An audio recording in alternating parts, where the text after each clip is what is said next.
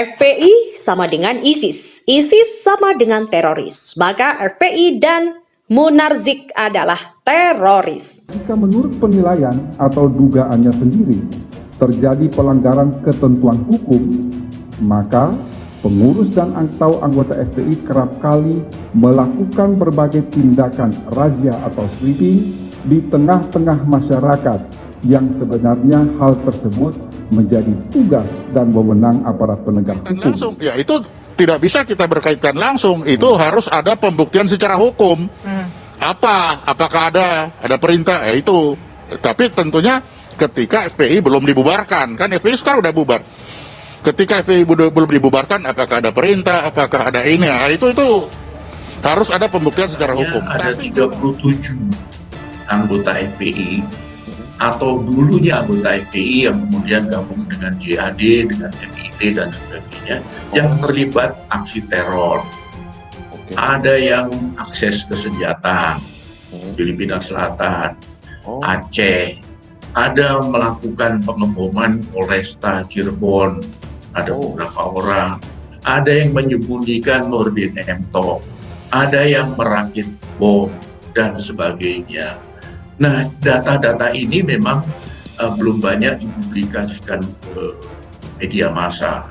Ini sudah melalui proses hukum, sudah divonis lewat pengadilan. Ya, jadi begini, rata-rata orang yang bergabung dengan kelompok teror itu adalah orang-orang yang tidak puas dengan organisasi sebelumnya. Ini sudah ada beberapa kasus, misalnya Bahru Naim yang dia tidak puas dengan organisasi HTI, lalu bergabung dengan JAD dan kemudian terbang ke Suriah bergabung menjadi anggota ISIS.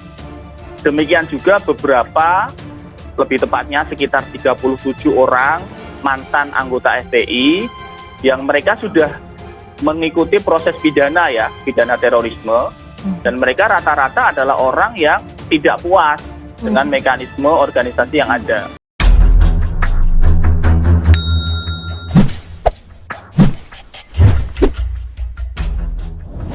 Melihat rekam jejak dari Front Pembela Islam alias FPI yang ada di bawah komando Rizik Syihab dan juga Munarman, membuat kita sudah sangat jelas mengelompokkan bahwa organisasi ini adalah organisasi teroris. Organisasi teroris yang begitu berbahaya dan memberikan efek bagi rusaknya sebuah tatanan kebangsaan yang sudah dibangun lama oleh para bapak-bapak founding fathers Indonesia. Mereka tidak bedanya dengan ISIS yang ada di daerah Timur Tengah dengan aksi-aksi mereka yang sudah jelas-jelas memberikan efek ketakutan alias teror kepada rakyat Indonesia. Densus 88 pun sudah menangkap banyak sekali anggota dan simpatisan FPI saat mereka melakukan tindakan teroris dan juga saat mereka bersembunyi di rumah-rumah kontrakan di tempat-tempat tertentu. Kehadiran mereka ini sudah terdeteksi sebetulnya sejak lama oleh Densus 88 anti teror. Dan kejadian-kejadian yang belakangan ini terjadi juga memberikan indikasi bahwa orang-orang di dalamnya adalah sekelompok orang yang berbahaya dengan pengajaran yang salah dan dimulti-interpretasi oleh mereka. Setidaknya saat ini kita melihat bahwa sudah ada simpatisan FPI yang menjadi pelaku bom bunuh diri, baik di Indonesia maupun di Filipina. Mereka berbaiat kepada FPI di bawah kendali Munarman. Saat ini Munarman dan Rizik Syihab juga sudah dan sedang diproses hukum. Namun kasus yang saat ini sedang berjalan di pengadilan negeri adalah kasus Munarman dan juga kasus penembakan di kilometer 50 yang menjadikan polisi itu sempat dianggap oleh Komnas HAM sebagai dugaan unlawful act of killing. Dan memang pada sidang yang sedang berproses mereka tidak terbukti melakukan tindakan di luar hukum, yakni para polisi itu membela diri karena melakukan tugas dan tanggung jawab sebagai penegak hukum. Tidak ada bukti yang memberikan indikasi bahwa polisi itu melakukan tindakan yang di luar hukum seperti yang dikatakan Komnas HAM. Kedua, sidang ini memang terpisah, namun ada garis lurus yang bisa ditarik dan juga benang merah yang bisa kita urai dari kedua persidangan ini. Pertama, adalah kedua sidang ini sama-sama berbicara soal tindakan Front Pembela Islam, baik dari anggotanya maupun pimpinannya. Kedua, sidang ini sama-sama berbicara tentang tindakan yang dilakukan oleh Munarman dan juga para anggota FPI yang sudah mati itu. Dari dua persidangan ini berfokus kepada Munarman dan simpatisan pengawal Rizik. Menjadi hal yang bisa kita lihat bahwa pelakunya ya dia lagi. Kedua, adalah berbicara tentang materi yang dibawakan di dalam persidangan. Materi yang dibawakan adalah pelarangan dan pelanggaran hukum dari materi mengenai radikalisme, pembunuhan, dan juga pembaiatan teroris. Materi persidangan, Munarman fokus pada apa yang dia kerjakan di dalam membesarkan jaringan teroris di Indonesia. Sedangkan materi sidang penembakan di KM 50 adalah materi yang berbicara tentang bagaimana jaringan itu bergerak untuk mengawal Rizik Syihab yang saat itu merupakan maskot dari organisasi ini. Ketiga, ada penyalahgunaan dan penyelewengan pemahaman agama yang sangat licin dan berbahaya sekaligus. Terorisme adalah sebuah hal yang serius harus ditanggapi oleh negara-negara dunia termasuk Indonesia. Sebagai negara dengan mayoritas Islam paling banyak penyelewengan pasti ada. Dan tugas polisi dan petugas hukum di negara ini adalah untuk menetralkan dampak-dampak buruk dari penyelewengan itu. Maka dari ini kita melihat bahwa harusnya kita mendukung polisi dan penegak hukum untuk membasmi FPI bukan hanya secara organisasi namun orang-orangnya juga.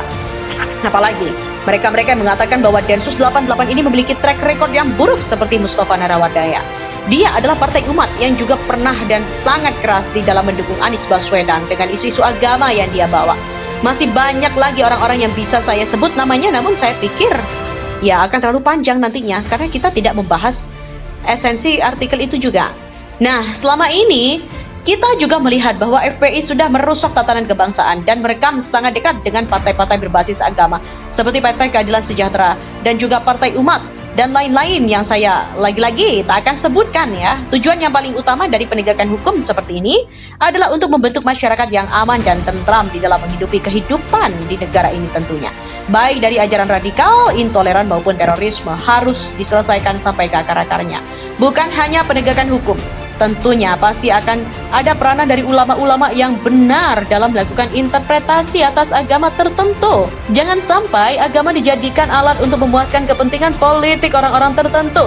Seperti yang terjadi di DKI Jakarta. Yakni ketika FPI membela Anies Baswedan dengan cara-caranya yang tidak terhormat dan sangat jauh dari norma-norma agama dan kebangsaan. Bisa dimulai dari pembubaran FPI, setelah itu menghancurkan orang-orang di dalamnya agar mereka tidak lagi memiliki peluang alias impoten untuk menyebarkan paham radikalisme dan jaringan teroris mereka. Ya, begitulah teror, teror, dan teror.